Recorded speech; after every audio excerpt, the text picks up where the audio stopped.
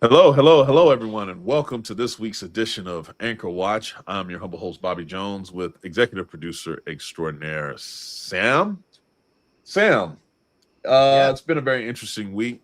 It seems like we say this every week. How are you doing? good. I didn't have a secret trip to Moscow on my bingo card today, though. Mm, yeah, There's yeah. like Bobby. When is this ever gonna stop?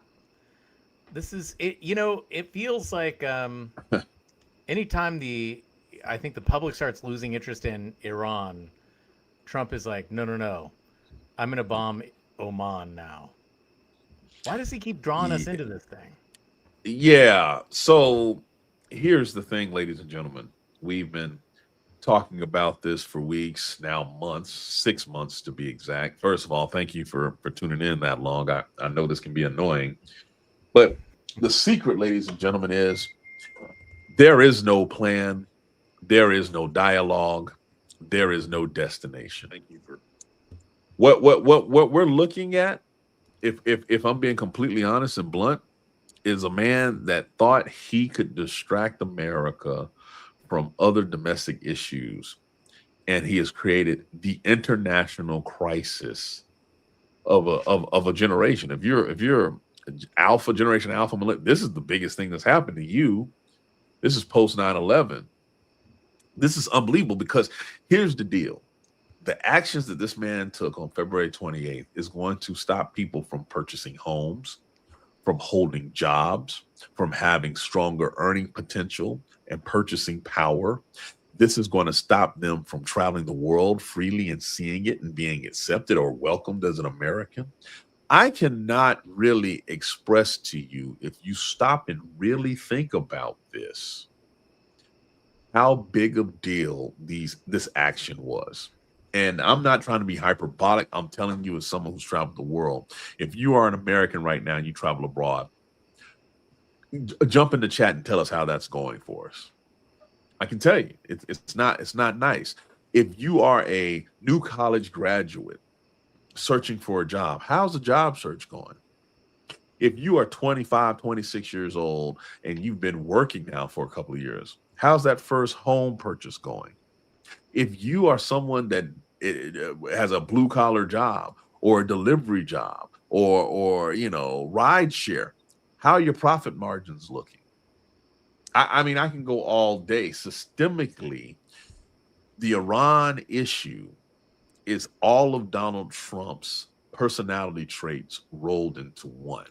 From the big picture, everything that you see from the United States Navy being maxed out to the Treasury sitting there saying, "Oh, these are temporary hikes," to the Strategic Petroleum Reserve, which is running out. We'll talk about all of this, all because a man who was born right after World War II and got every benefit of the greatest generation's victory, his family using government contracts to obtain the wealth, the real wealth. Him then dodging the draft 5 times, him being able to declare bankruptcy multiple times with other people's money because the systems were created to allow him to do it. All of this, a lifetime, a lifetime of taking and not giving, is why the United States is right here at this moment, and you're seeing the crumbling of the American empire. All of our vices rolled up into one individual, given free reign. And this is where we are. Bobby, This is you've where we been are. saying this for since February 28th and before that the American empire is the American century, as it were, right, is It's over. over. It's over. And I think that was hard to swallow, and I think maybe some people thought you were a conspiracy theorist or a doomer or whatever. But a lot of people are saying that now as well. A lot more people. Um, and I just gotta say, guys, why aren't you listening to Bobby Jones? Like, you should Don't. always listen to Bobby Jones. That is the lesson I've taken. And everyone in the audience, Maxine says, "Good evening, Bobby and Sam." Hey, Maxine, how you doing? Missing Colorado says, "Amen, Mr. Jones." How Leslie says, "How does one man get handed all that power where his personality traits ruin the world?" And I mean, I Good think that's question. going to be the next 50, 100 years of history sorting that out. How did we get to this place? And hopefully, the next 10 years of accountability and all of this. But before we move on, I just want to say to everyone out there in the audience, hey, I know you have a lot of questions tonight, particularly as the news out of Moscow has kind of come out of left field. Um, Ask them in the chat. We'll get to as many as we can. But I also want to say that the Moscow thing and the economic war in Canada, Moscow, Oman, Iran, it is all linked up, right, Bobby? Yeah, It's it all is. part and parcel of the same thing. Do we have credibility or do we not? Right. And let me put it this way. The fact that our diplomatic arm is so weak, so atrophied, that a plane arriving in Moscow made the entire world stop and take pause. Yes. We should have diplomats all over, especially in Europe and the Middle East right now, trying to diffuse this. But instead, have you seen Marco Rubio lately, Sam? Yeah, anybody want to know? Last I saw Marco Rubio, he was on the decoy plane. I'm just telling you, right? That's the last we saw him. I have no idea what the hell the Department of State does now, right? But for some reason, the CIA director went directly to Moscow, and either they wanted people to know, or this is the most ridiculous non-clandestine, wannabe clandestine thing we've ever seen, right? And no one knows exactly what or why he went there.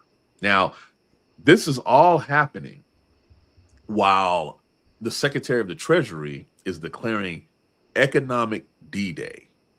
Yeah. Okay.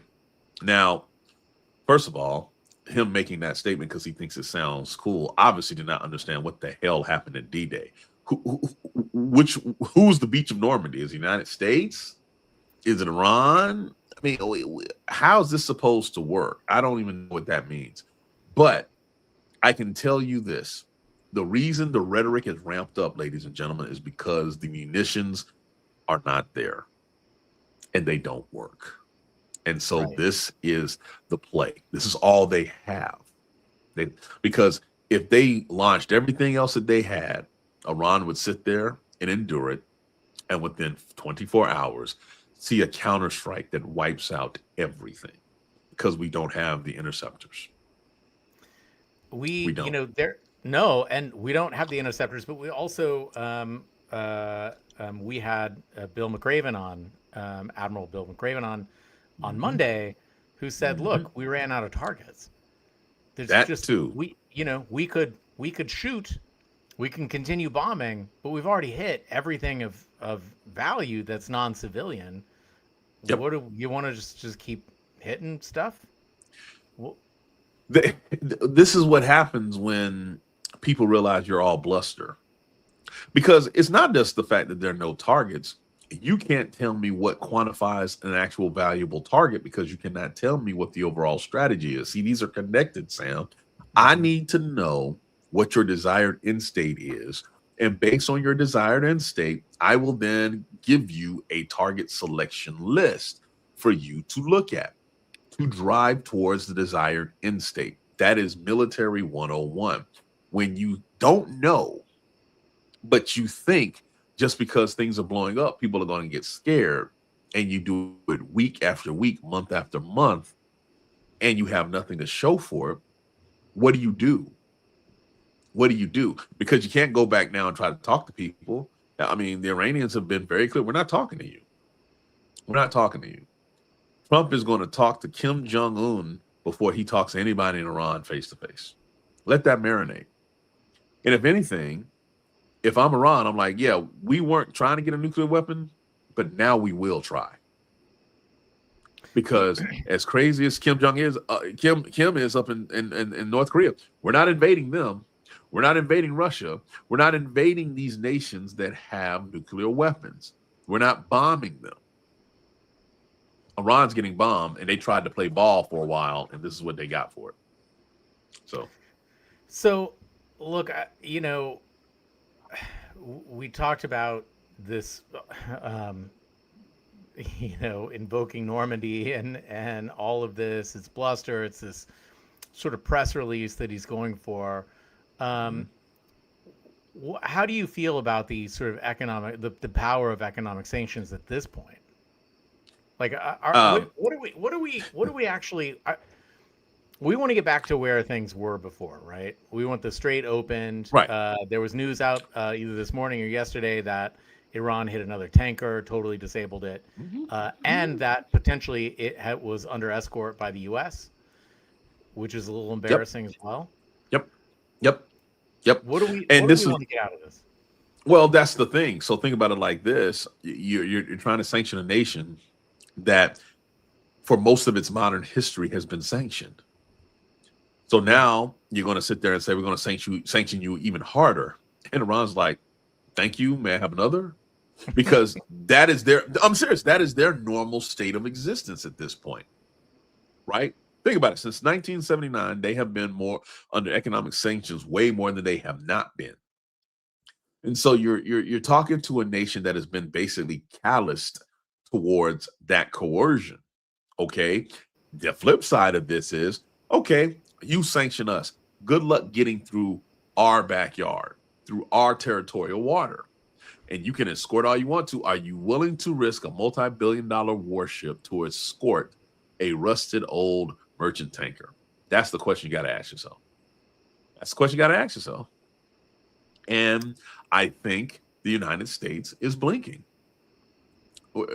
They're blinking because let me put it to you like this. If we had the cards that President Trump says that we have, the second that merchant vessel was shot at, we knocked that missile down and start attacking where it came from, the Archer, right? And we would not be worried about the immediate ramifications because we have overwhelming military force in the area. But instead, we have bases that are bombed out that no one even thinks we're going to go back to, right? And we have families that have moved overseas to the Middle East. That's the big news that's happened this past week, that are stranded. They don't know where they're supposed to go. They were emergency evacuated all over the region. And the Navy thought they'd only have to do that for 12 days. And the executive, the order that they have to evacuate the area is 180 days. We're coming up on 180 days. And so now these families are being told to find new duty stations, new places to live in the United States and leave all their belongings behind. That further lets you know they had no strategic vision or goal with any of this. With any of this. And now you have kids, about 1,500 dependents in Bahrain alone, that don't know where they're going to school, don't know where they're sleeping tomorrow after these 180 days. You have some families that are paying out of pocket according to Stars and Stripes. And of course, after this article comes out, what do? They fire all of the staff at Stars and Stripes. Right. You see what I'm saying? This is happening. Google it. Go on social media. The families are talking about it because they have not been taken care of. And the 3-star in charge of the Navy in the in the CENTCOM area of responsibility admitted in the town hall, we're making this up as we go. They had no plan, Sam. You know whose job it is to make sure they have a plan? The Secretary of the Navy and the Secretary of Defense. But what has Hegseth been doing? This guy. That guy. So I don't know who has it worse right now, the Army or the Navy. And I say that because both sides' leadership has been gutted. The Navy, because they're carrying the operational weight of this, you know, we got sailors in dire straits. But the way the Army is being ripped apart and how their drone warfare battalion that's supposed to help us ramp up in the 21st century and deal with the stuff that we're doing, they ripped that apart. I'm like, and now the rumor is the Secretary of the Army, who was helping to try to get them ramped up, is going to leave here soon because he's J.D. Vance's buddy, and Hegseth hates him. I mean, woo. I mean, first paragraph. Defense I don't even know Secretary where to go with this. Hegseth, has left the Army essentially rudderless as it struggles to deal with the threat posed by cheap, deadly drones and missiles that have pounded U.S. bases in the Middle East. This is a catastrophe of expertise. He's fired Leadership everyone. matters. Yeah. So tell me about leadership in the Navy in particular, and I want to talk a little more about the Lincoln and the time they're about to have in Yeah, yeah. Thailand. So this is how you know the Navy knows this is bad. All right. So the Abraham Lincoln is on its way back. And I wondered which way they'd go, but I was pretty sure they'd go via the Pacific Ocean, and because they're not going to go through the Red Sea and deal with that. So they're heading back. The rumor is now they're going to stop in Thailand. Okay. Thailand is the party port, in my humble opinion, as someone who's done it many times, in the Pacific region. Okay. Those sailors are going to tear that place apart. When I mean tear it apart, I'm not like physically burn it down. Oh, well, maybe, I don't know. But money wise, having the time, the Navy sent them to Thailand to try to stave off what's going to happen when they get to San Diego. Right. When they pull into San Diego and they start talking to their shipmates on other ships and stuff, the stories are going to come out.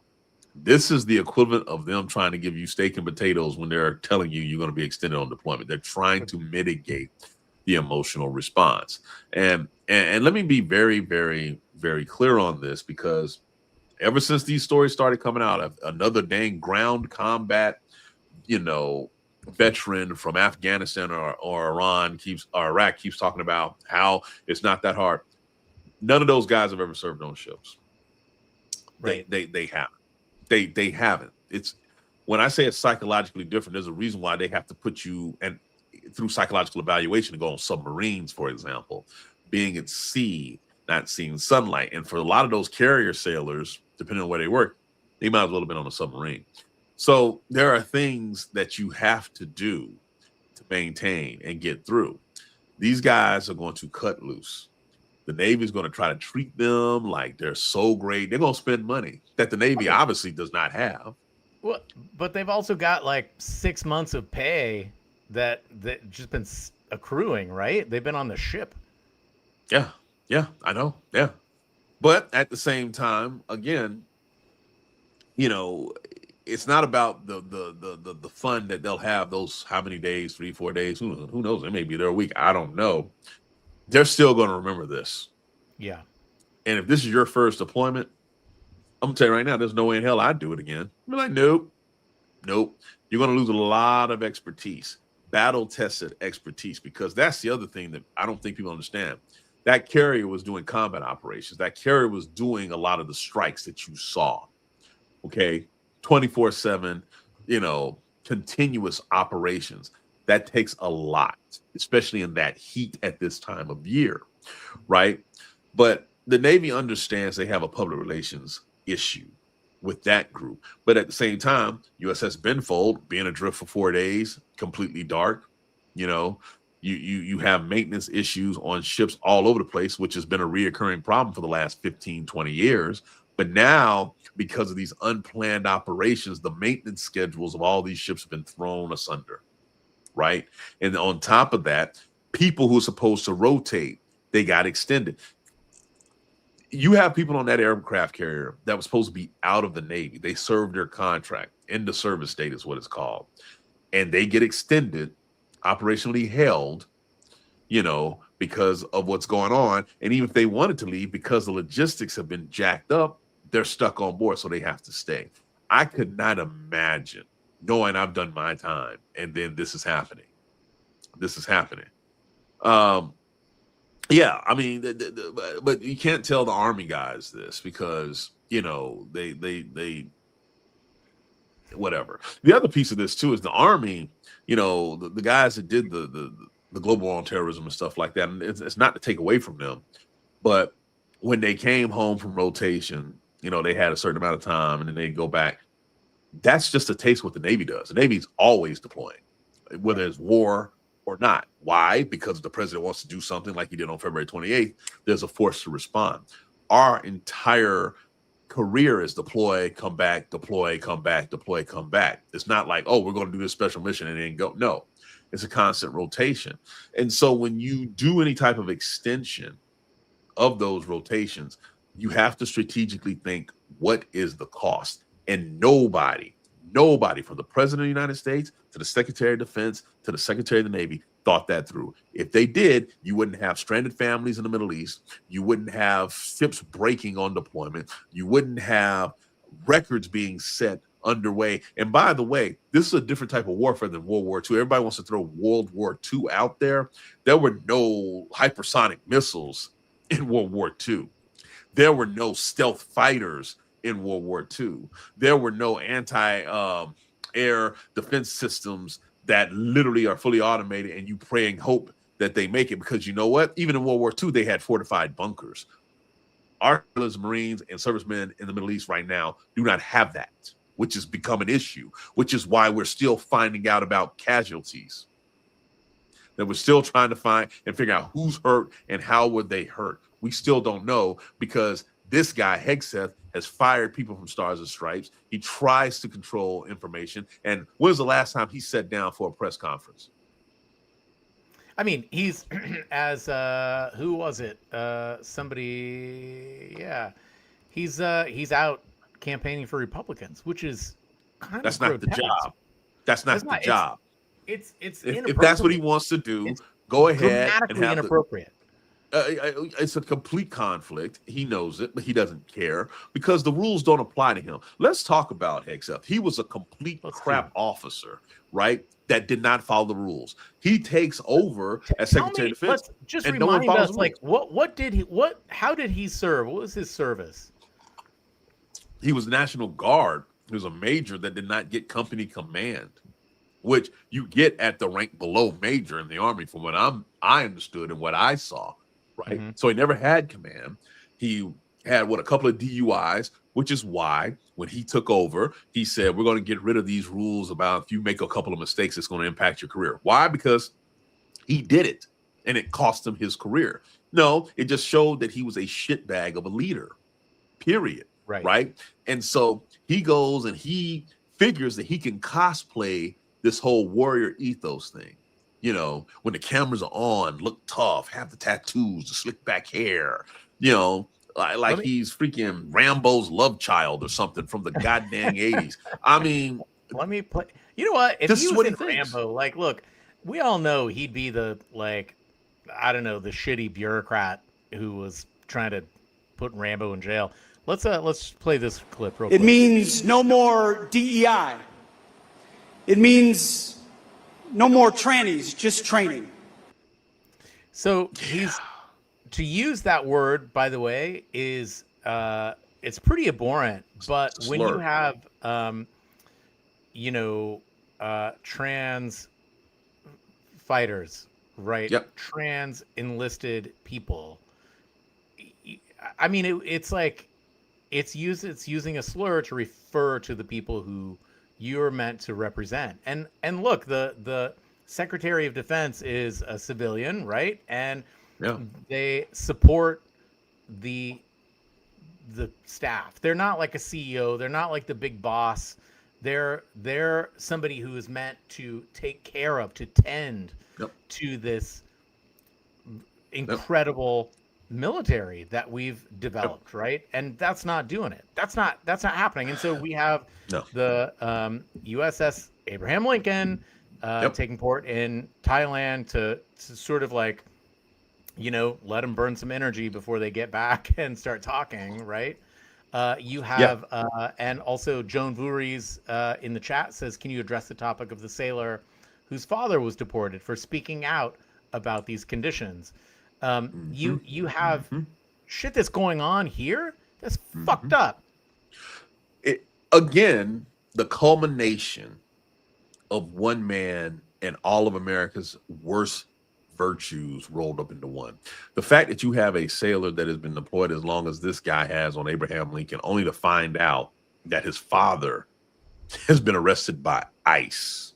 And that's not enough. The statement that ICE gave after this happened, like, well, his son could serve the country, but this dude who had a work permit, blah, blah, whatever. They literally they just should have shut the hell up on this, but they didn't. They doubled and tripled down, because what we have left when you strip all of this nuanced foolishness away is a bunch of scared individuals who realize they can't govern at any level in any subject. Your economy is terrible. You pissed off middle America by talking about you're going to import beef.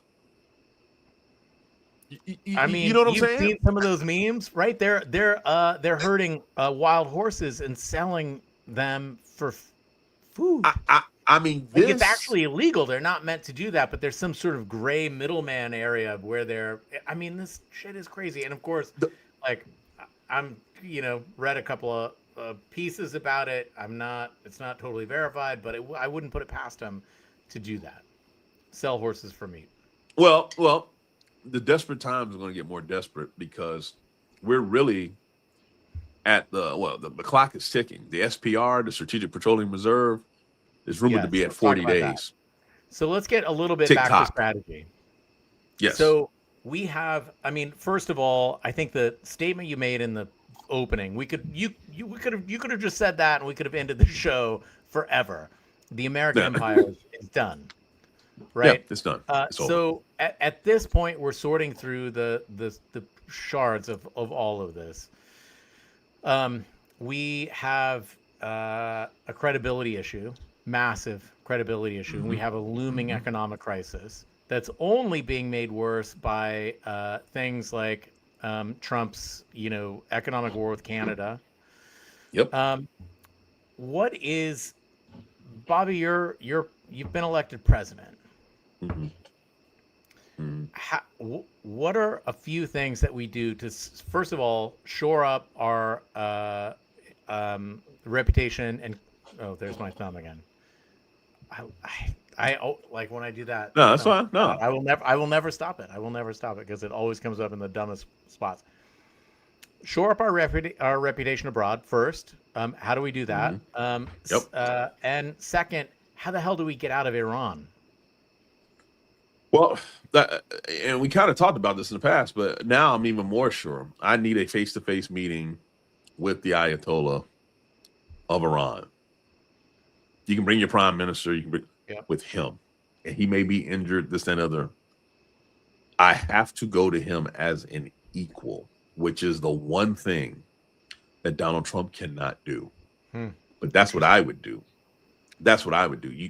Because again, when you look at the globe and everything that's happening, and I say the American empire is crumbling, again, we're repeating the same mistakes. We're doing World War I 2.0. Right. You see the countries that historically have been exploited for their resources now realizing they have clout. If I'm watching Iran and I'm in Africa, I'm like, That's why certain countries, France cannot stand Burkina Faso because they have a leader who has been educated in the West and said, I'm kicking all of you out. We'll process our own oil. When you look at South America and the countries who are sitting there saying, why should we align with the West? Even though, the United States is in our hemisphere, we'll join this BRICS thing. If you look at India, they're like, we have 1 billion people. We have a workforce that's ready to go. China, that a workforce is ready to go, and we tell it what to do. There are all these different aspects that naturally rise to the top when there is a abdication of leadership. And with Trump, this is not just an abdication. He doesn't want leadership. He wants power. Those are two totally different things. And I've been saying this for a couple of weeks. The pursuit of power in his mind means leadership does not need to be attached to it, right? See, true leaders have power because it allows them to lead. This man wants power because it allows him to do what he wants, period. And the world has figured this out. Look, man, I may go find the nearest Tim Hortons and go buy something because I feel so bad at how we're doing Canada, right? And I joke about it because Canada is a prime example of how our policies are rolling up into one. They're our biggest trade partner. They're all of these things to us. They provide power, electricity to our northern portion of our country, and they keep Americans warm in the winter. Do you think Donald Trump has thought 1 second about that when he's talking this noise? No, no. And so Canada, who actually likes us as a people, they are the They do. nicest people towards us, are trying to figure out how to maintain their dignity as a nation while dealing with what they believe and hope to believe is this blip of ridiculousness. But it has now forced them to strategically pivot. I watched Carney say this. So when you talk about sitting down, I need to sit down with the leader of Iran. I need to sit down with the leader of Canada. I need to go talk to the president of Mexico. Those would be the three places I go first. Deal with Iran, deal with Canada, deal with Mexico. Then I pause and go deal with Europe afterwards. But after that, there'd be a global tour. I would hit nations around the world. I would double the size of the State Department. The budget of the State Department would be ridiculous. I would recruit the next generation of great diplomats because what we have found is military might ain't enough. Despite what these guys think, it never was. The guy that led World War II, George Marshall, the five-star general, was also the guy that led the rebuilding of the world in the Marshall Plan. He's known more for that than what he did in World War II. And that was when a two-front war. Why? Because peace and diplomacy is legacy. Military is temporary, war is temporary chaos. But we glorify it in our culture because it's supposed to be so masculine. Dude, no one gives a goddamn about that when you think about this big picture. Well, I think also, look, war is a last resort, and after World War II, we understood, many of us, in Eisenhower's famous speech about giving into the military, industrial Complex, yeah. state, right? Was really smart. However, when we have a giant military, we have the stick, and the carrot has to go along with that. And any war is an absolute last resort, right? It is because of everything you've taught me, Bobby, that ultimately when there's a war, you don't know how shit's gonna pop. You have no idea. You can plan and you can prep and you have logistics and you can have superior firepower. You can have all this stuff. You have no idea what's going to happen. It's a huge, huge gamble, a giant risk. And so war is just, war is a failure of diplomacy. And that's where we are. Yeah. And I think it's worth also mentioning that, the United States, as our empire is shuddering, right? Mm-hmm. We still have a massive economy. Massive fucking economy. Huge. Yeah. We have a massive military. We spend more on our military than the next 5, countries combined, essentially. Mm-hmm. California is the 5th biggest economy on Earth, all by itself. Yep. And to that end, Canada has become a huge economy, and Mexico has become a huge economy because they are our closest trading partners. So we still have a lot of leverage, and we still have a lot to offer. And I guess this is my way of saying, Bobby, I want to vote for you for president. Because, no. I'm just echoing everyone in the chat. But because I think that when you say you could sit down, you need to sit down with this person, you need to sit down with that person, you're right. But that's not going to work with Trump. Because any meeting that he goes in is unproductive because it is about Trump. That is it. It is not about governance. It's not about wielding power in a way that lifts all boats, right? It's not about win-win. It is all zero sum. That is it. And it's fucking us. It really is. And I'll take it a step further. It would require Trump to sit down and act like the person across the table from him is an equal. Yes. That's number one. And then number two. And has value. And brings value.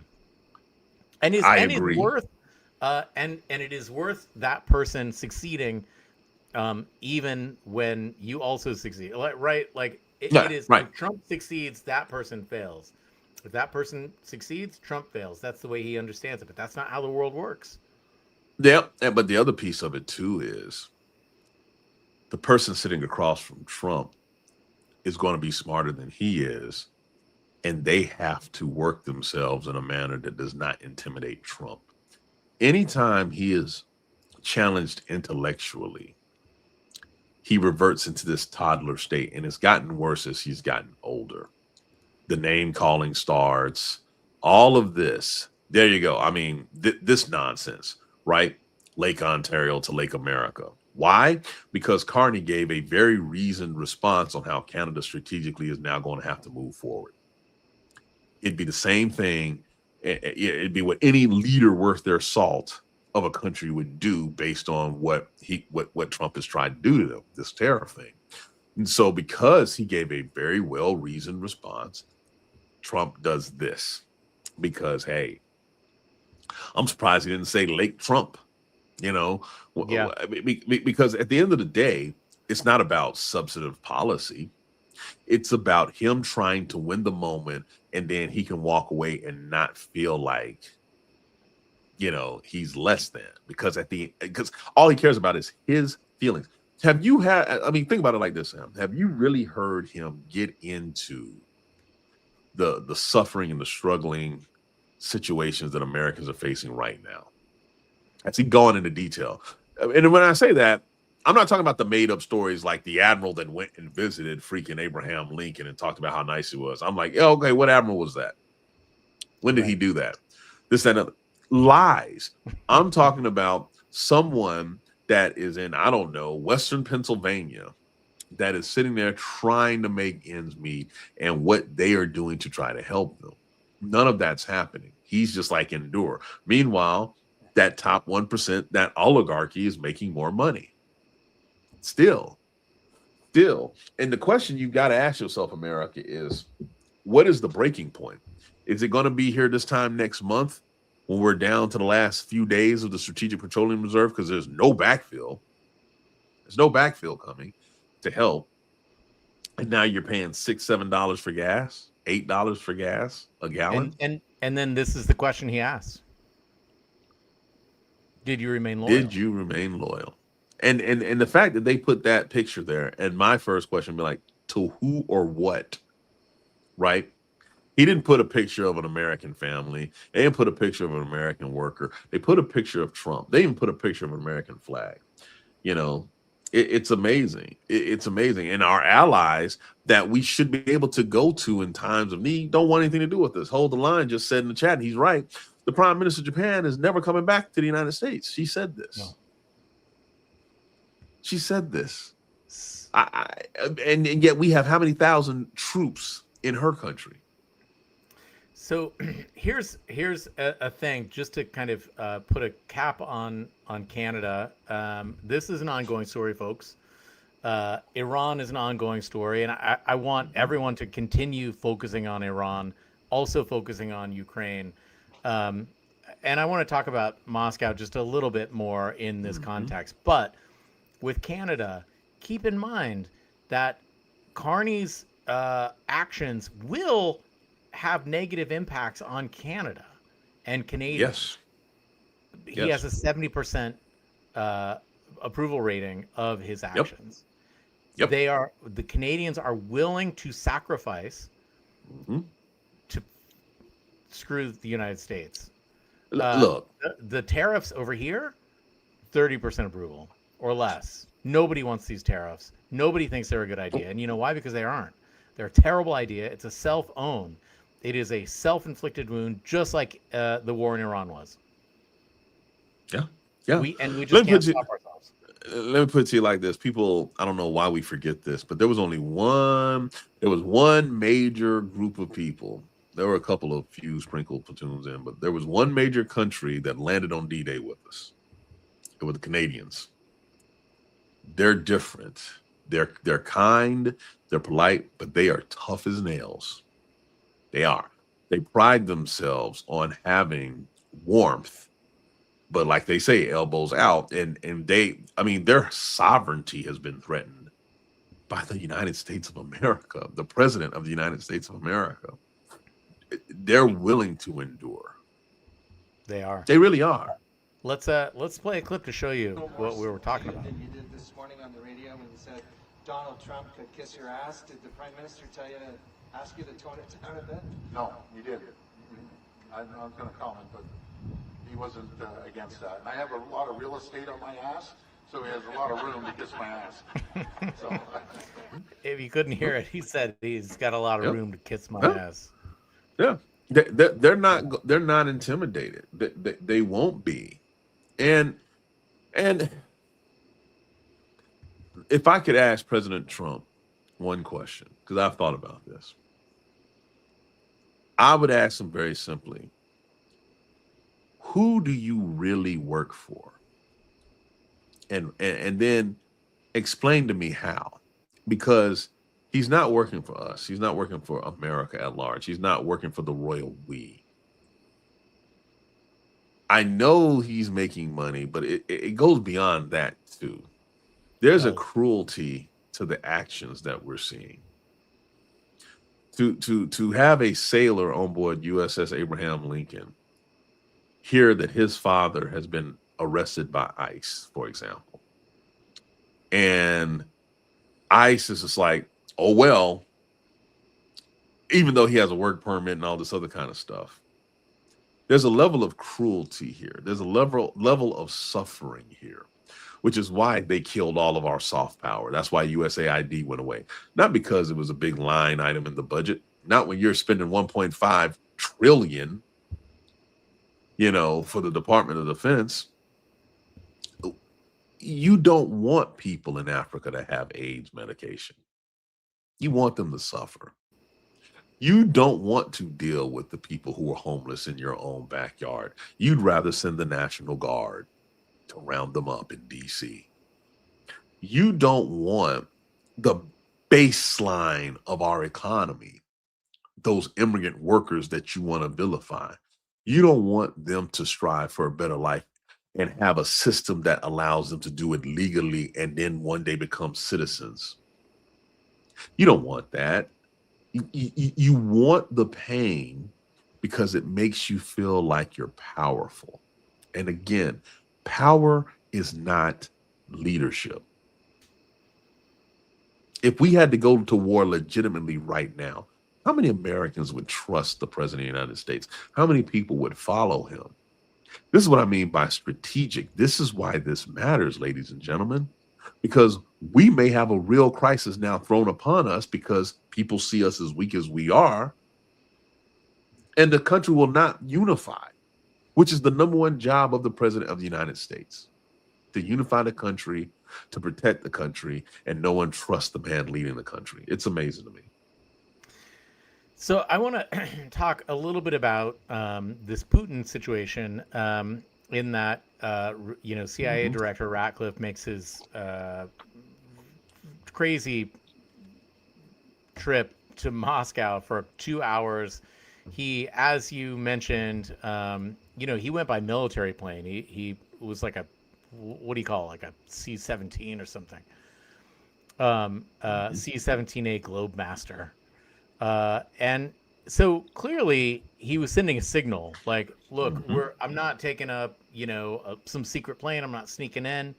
I'm telling the world that I'm coming here to tell you something. And so whatever that something was, some speculate that it was trying to tell Putin to knock off his fuckery in the Balkans and the Baltics, and he's been meddling in European nations, Germany and England and France. Drones have been really, skirting the line and crossing borders that they ought not to cross. So it's something like this, but there's also reporting that says Putin is growing more and more desperate. And Putin is a guy who, when he's desperate, could, even though he's suffering tremendous, incredible losses in Ukraine, could start to do something crazy, really crazy, more crazy. I mean, he was crazy enough to invade Ukraine with the shit army that he has already. So the United States sends our director of CIA over in the hopes to shut it down. However, it's the United States of 2026, not the United States of 2004 even, or of 1992, right? It is the United States of right now, which is suffering through a humiliating defeat in Iran, Right. right? And Right. going to war with our neighbor Canada, Right. and has a massive credibility issue. What is Putin? Right. What does he even care if Ratcliffe is there? He doesn't. And so But this puts us in grave danger, no? yes. So let's think about it like this. You have the two leaders of last century's most dominant powers, the United States and by definition, Russia, Soviet Union, whatever you want to call it, begging and desperately trying to hold on to relevance. Notice I said relevance, not power. They have power, but because of what I mentioned earlier about leadership, they don't have it. And so how do you make the world pay attention to you? Well, you start a war. In Putin's case, Ukraine. In our case, Iran. What's interesting to me is one is using the other to try to maintain that relevance, right? So, for example, you really think the head of the CIA, if he wanted to go to Moscow and no one knew, you think this is how it would go? Come on, man. Let's be real. They want people to know. Yeah. They want people to know. They want to seem like we are still international players right now, despite documented degradation of worldwide prestige. That's what's happening, right? And Putin, again, trying to stay relevant, is cool with everybody knowing because the United States is coming to me because you guys know I'm the reason Donald Trump got elected in the first place. I thought about that too. Like Putin, he's like, I'm not going to you, you come to me. I mean, think about it like this. When we have talked about Russia here in the last 4 or 5 months, be honest, this whole Iran thing has started. What gets more headlines? What Russia's doing or what Ukraine is doing striking into Russia? It's been the latter. Right. These strikes have taken out basically their Amazon supply systems, the unbelievable drone attack that took out like 1/3 of their strategic bomb. I mean, all of this was happening. And this all happened after President Trump famously told Zelensky he had no cards to play. Right. Does that mean Ukraine is doing it perfectly? No, but Ukraine is still here. And most experts, when this thing started, said they'd last 4 weeks. It's been 4 years. So if I'm Putin, I want a distraction too. I need a distraction. I've had to go get North Korean soldiers, African soldiers. I've had to conscript my soldiers to fight this war, and Ukraine keeps mowing them down, right? Meanwhile, back at the ranch, the United States had 15 plus military bases in the United States Central Command Area of Responsibility. How many can we use effectively right now? Where are the dependents that live in Bahrain? Heck, where are the sailors that lived on those bases? They have scurried like vermin into hotels, into places hiding. The United States of America, again, no one's done that to us, not since World War II, not since we were supposed to be the superpower. And that country that doesn't have an Air Force and doesn't have a Navy, as President Trump has reminded us, has been able to do that. That is the biggest strategic failure the United States has ever suffered. Full stop. This makes Vietnam look like a stalemate because at some point we just said we're out and there was no direct impact on the United States. This directly impacts the United States, and it's not because of the aptitude of the military. It's not the soldiers, sailors, airmen, Marines. It is the leadership that was charged to employ them. It's that simple. It's simple. I think in Vietnam we went in with at least a mandate. No, there was no mandate exactly, but we went in with a particular mission and objectives. And we thought, as McNamara always said, that killing as many Vietnamese and Northern Vietnamese as possible was the objective. And we really met that objective swimmingly. It didn't. The Vietnamese objective was different than we imagined. So it wasn't great, right? The war didn't end up Right. going well, but we And had. in many, Go ahead. no, I was about to say, in many respects, Sam, Hegseth's actions are like the descendant of McNamara from that era, where it's Yeah. like bomb more, bomb more, bomb more. And you got to remember the chief. So the chairman of the Joint Chiefs at that time was Curtis LeMay, the man who famously during World War II firebombed Tokyo, which Right. really historians believe were war crimes because you purposely targeted civilians, you used fire to basically kill people in wooden homes in Tokyo. He becomes the chairman of the Joint Chiefs of Staff. Like bomb, bomb, bomb, bomb. You have General Kane, who was not qualified to have the job, who is like, okay, if that's what you want to do, let's bomb away in the first few weeks of this war, right? And it's McNamara 2.0 in Hegseth. The only difference is at least McNamara was sober on the job. At least he actually did high-level strategic goddamn thinking when he was an officer in World War II. He was the guy that did the calculations for LeMay, right? And at least he had the experience. This guy, Hegseth, is if he's sober, he's just like bomb away this, that, and the other, and then he goes around and says freaking slurs. I've just never seen anything like this. There's no question to me. He is by far the worst Secretary of Defense the United States has had in the last 125 years. Easily that. And our kids are going to suffer for it because we have him there. And, you know, I'm beginning to think he may not get fired. I'm really beginning to think this, Sam, because after the USS Abraham Lincoln, he should have been gone. But instead, the Secretary of the Army is on his way out the door, which would mean the Secretary of the Navy has been booted. The Secretary of the Army is on his way out the door. You have various heads, 4 stars that have been fired. Everybody's leaving but him. I think he's going to be there for the duration, as long as Trump's in the White House. I'm trying to process this. I mean, he's a white dude. Usually they can stay as long as they want, no matter how incompetent they are. And he's dramatically incompetent. Really, he is the fucking worst. He's terrible. I mean, the things that come out of his mouth, I just want someone to sit him down and do a hard-hitting interview. Right? It's like, what are you actually saying? And this is the other thing is like, look, politicians do postmortems after elections to figure out what went wrong and so on and so forth. But I think the study of war after the fact has been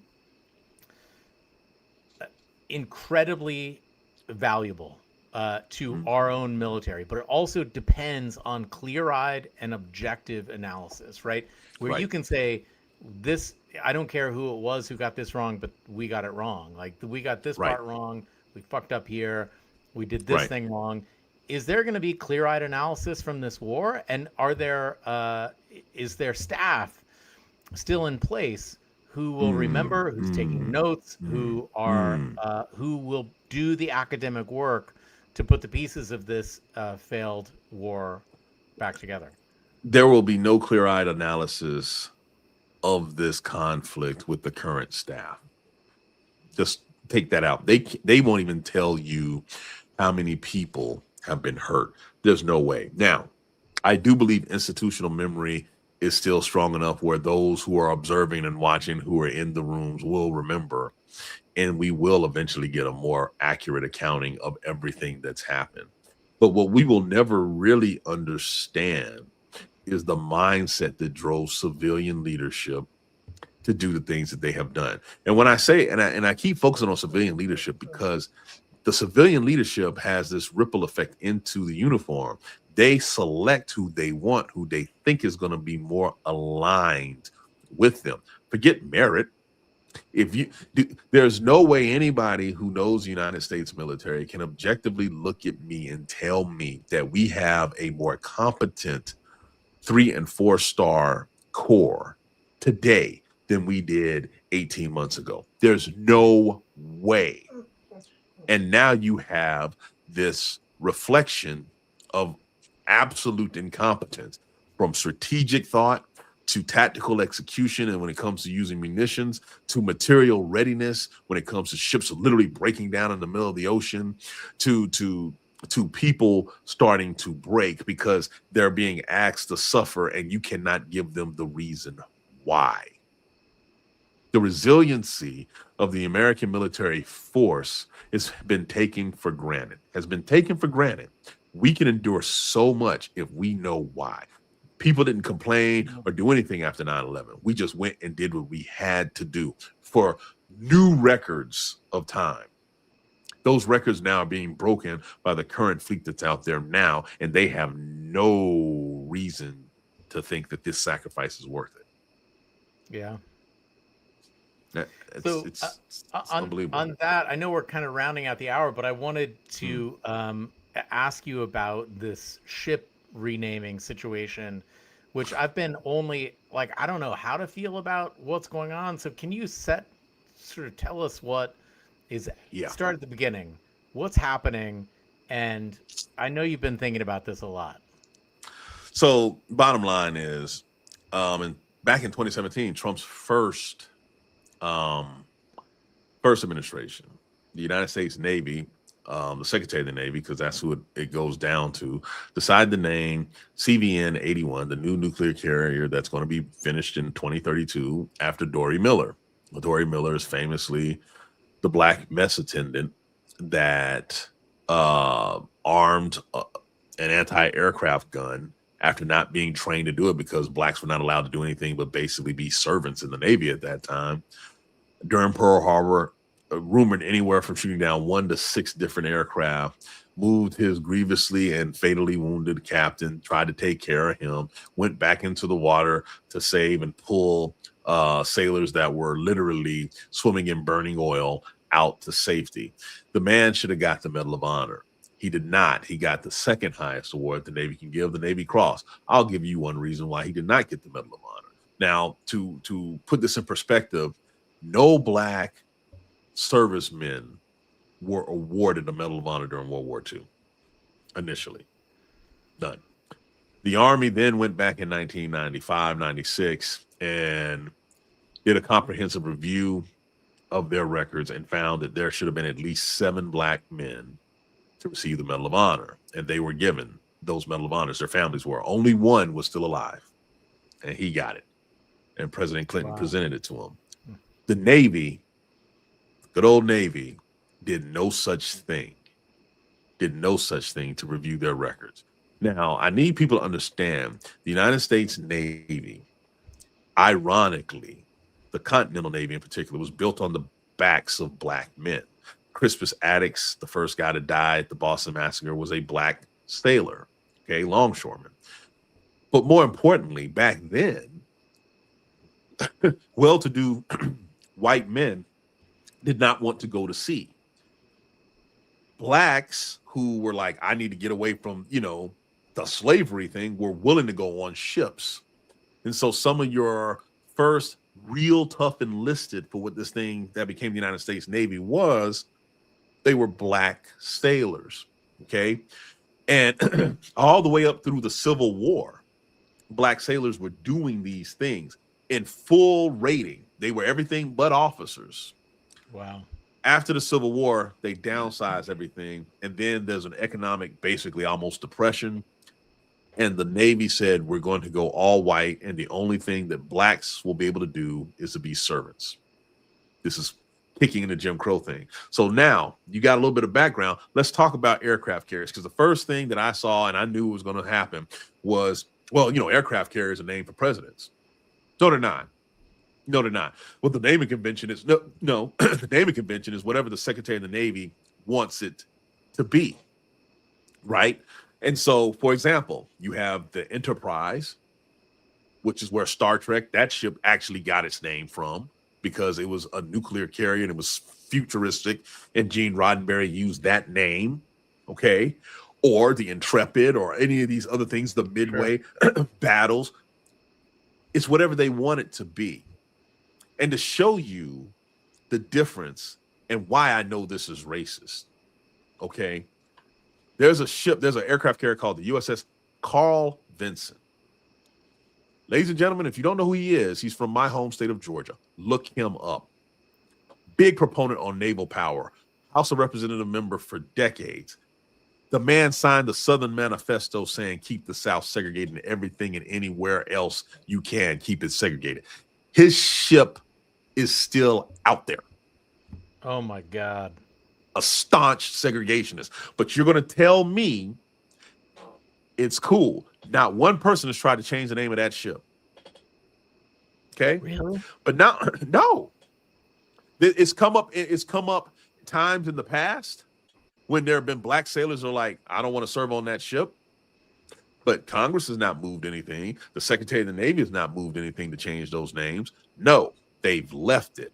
The John C. Stennis, another U.S. representative from the great state of Mississippi. How do you think he felt? He signed that manifesto too. Aircraft carrier named after him. But you're going to sit and tell me that the black guy, who, by the way, didn't make it through World War II, he was killed in action on the, I want to say, the Lipscomb Bay in the Pacific. We all of a sudden, well, I don't know. We might want to, as president. And then the ultimate insult to injury, you want to put the name of a man that dodged the draft 5 times, who has talked trash about the United States military and called John S. McCain, a guy who actually did missions off of aircraft carriers, a loser. You must be out of your goddamn mind. It is the ultimate insult.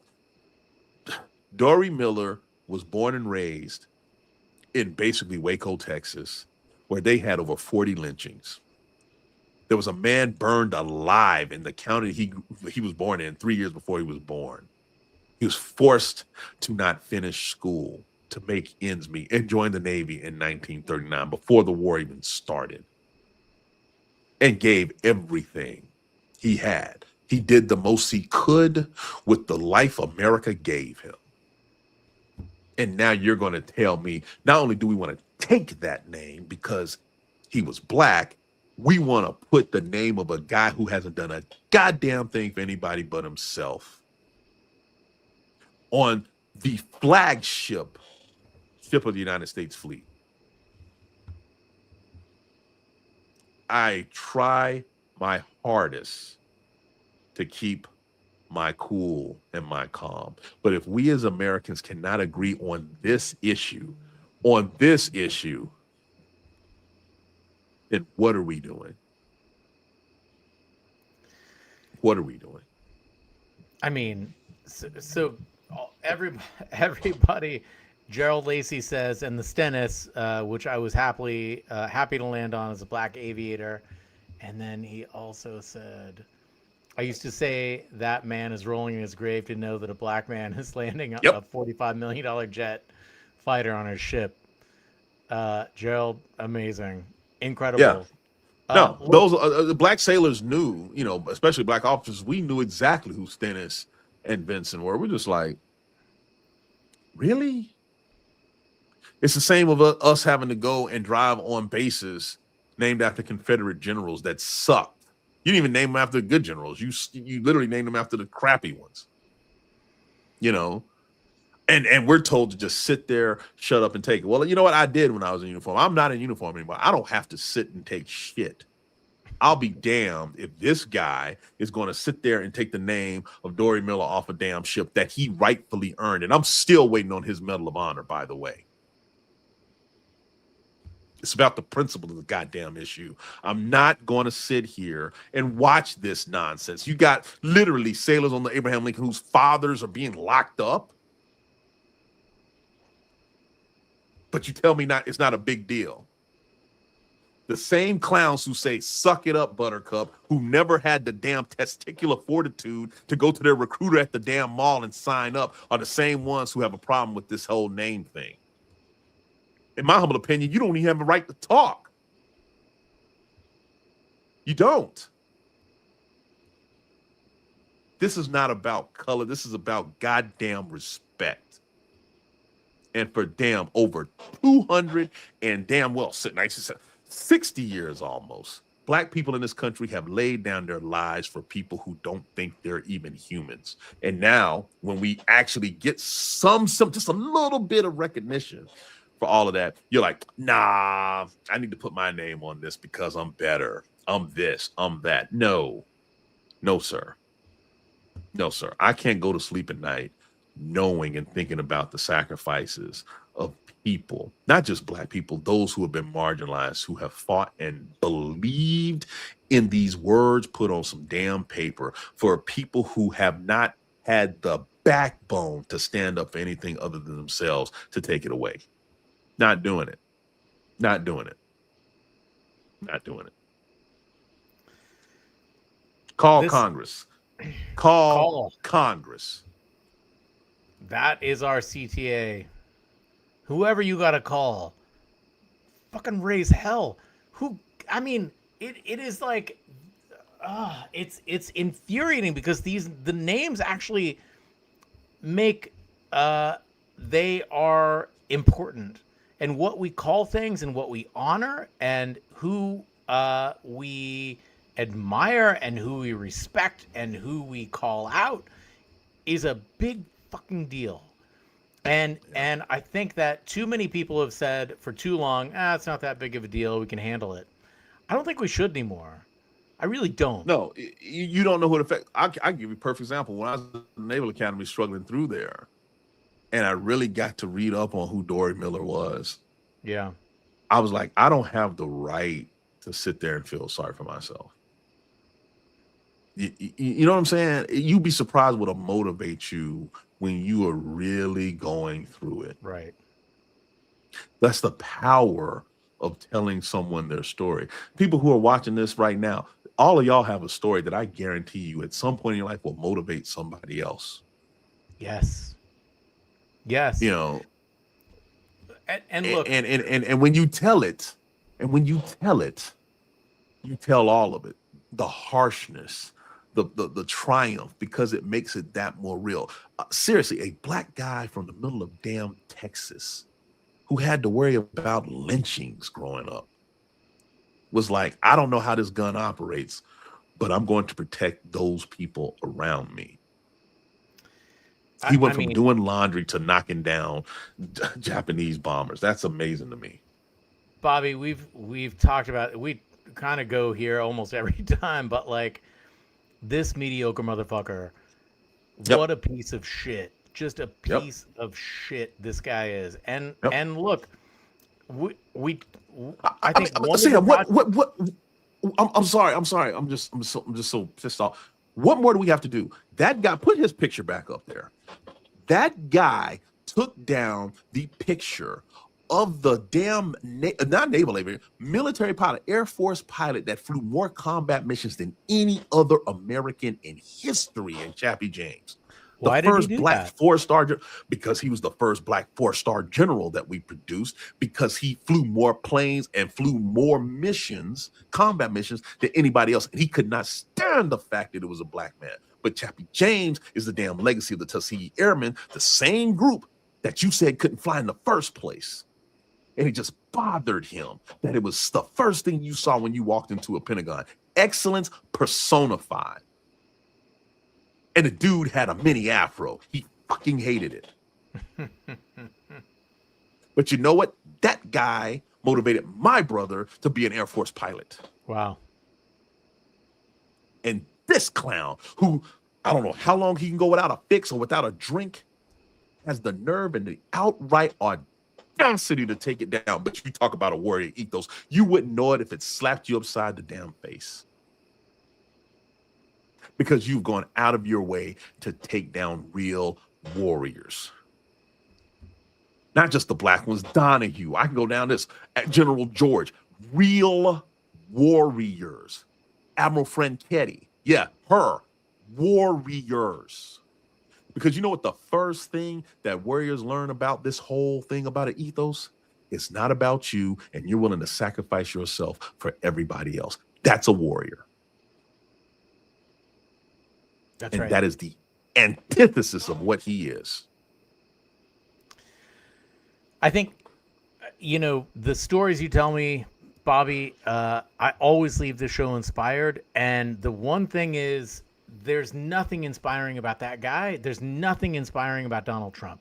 And I think that, like, the MAGA cult even would be hard pressed to find some sort of behavior, some sort of real thing that Trump has done to sacrifice that you could call inspirational. And there's no way he deserves to have his name on a ship.